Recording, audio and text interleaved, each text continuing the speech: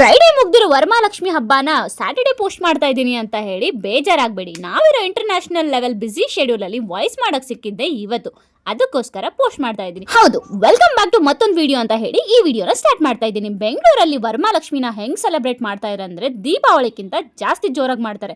ಎಲ್ಲಿ ನೋಡಿದ್ರು ಜನನೇ ತುಂಬಿಕೊಂಡಿರ್ತಾರೆ. ಶ್ರಾವಣ ಅಂದ್ರೆ ಇಮ್ಯಾಜಿನ್ ಮಾಡ್ಬೇಕು, ಹೂವು ಅನ್ನೋ ಕಾಯ್ದೆ ವೈಭವ ಅಂತ ಹೇಳಿ. ಯಾಕಂದ್ರೆ ಶ್ರಾವಣದಲ್ಲಿ ದೇವ್ರ ಲೀಲೆನೇ ಜಾಸ್ತಿ ಅಲ್ವಾ, ಅದಕ್ಕೋಸ್ಕರ ಈ ಮಾರ್ಕೆಟ್ ಅಲ್ಲಂತೂ ಕಾಲಿಡಕ್ಕೂ ಜಾಗ ಇರಲ್ಲ. ಮನೇಲಿದ್ರೆ ನಾವು ಕೂಡ ಈ ಹಬ್ಬನ ಸೆಲೆಬ್ರೇಟ್ ಮಾಡ್ತಿದ್ವಿ ಅನ್ಸುತ್ತೆ, ಆದ್ರೆ ಹೆಸರು ಡಿಫ್ರೆಂಟ್ ಆಗಿರುತ್ತೆ. ನಮ್ಮ ಮನೇಲೆಲ್ಲ ವೈಭವ ಲಕ್ಷ್ಮಿ ಅಂತ ಹೇಳಿ ಸೆಲೆಬ್ರೇಟ್ ಮಾಡಿದ್ರೆ ಇಲ್ಲೆಲ್ಲ ವರಮಹಾಲಕ್ಷ್ಮಿ ಅಂತ ಹೇಳಿ ಸೆಲೆಬ್ರೇಟ್ ಮಾಡ್ತಾರೆ. ನೇಮ್ ಡಿಫ್ರೆಂಟ್ ಆಗಿದ್ರು ಸೆಲೆಬ್ರೇಷನ್ ಸೇಮೇ ಅಲ್ವಾ, ಎಲ್ಲಾನು ಒಂದೇನೆ, ಆದ್ರೆ ಡಿಫ್ರೆಂಟ್ ನೇಮ್ ಆಗಿರುತ್ತೆ. ಇನ್ನ ಶುಕ್ರವಾರದ ಪೂಜೆಗೆ ಗುರುವಾರ ರಾತ್ರಿ ಎಲ್ಲ ಪೂರ್ತಿ ಜಾಮ್ ಎಲ್ಲಿ ನೋಡಿದ್ರು ರಶ್ ಇತ್ತು. ಸೊ ಆ ಟ್ರಾಫಿಕ್ ನ ದಾಟ್ಕೊಂಡು ನಾವು ಆ ವೈಬ್ ನ ಎಂಜಾಯ್ ಮಾಡ್ಕೊಂಡು ಹೋಗೋದ್ರಲ್ಲಿ ಲೇಟ್ ಆಗ್ಬಿಟ್ಟಿತ್ತು. So next day vibe celebration ಯಾವ ತರ ಇರುತ್ತೆ ಅಂತ ನೋಡಿದ್ರೆ ನಿಜವಾಗ್ಲೂ ನಾನು ಶಾಕ್ ಆದೆ, ಅಷ್ಟೇ ಖುಷಿ ಕೂಡ ಆದೆ. ಯಾಕಪ್ಪ ಅಂದರೆ ಆ ವೈಬು ಯಾವ ಲೆವೆಲ್ಗಿತ್ತು ಅಂದರೆ ಗುರು ನೀನು ಇಮ್ಯಾಜಿನ್ನು ಮಾಡೋಕ್ಕಾಗಲ್ಲ. ಎಲ್ಲಿ ನೋಡಿದ್ರು ಹೂವಿನ ಸ್ಮೆಲ್ಲೇ ಮಾರ್ಕೆಟ್ ಪೂರ್ತಿ. ಹಬ್ಬನೂ ಸೆಲೆಬ್ರೇಟ್ ಮಾಡಿಲ್ಲ, ಪ್ರಸಾದನೂ ಸಿಕ್ಕಿಲ್ಲ ಅಂತ ಹೇಳಿ ಬೇಜಾರಾಗೋ ನೆಸಸರಿ ಇಲ್ಲ. ಯಾಕಂದರೆ ನಮ್ಮ ಪಿ ಜಿನಲ್ಲಿ ನಮ್ಮ ಓನರ್ ಆಂಟಿ ಪ್ರತಿ ಹಬ್ಬಕ್ಕೂ ಹೋಳಿಗೆ ಮಾಡಿಸೋದನ್ನು ಮಾತ್ರ ಮರೆಯಲ್ಲ.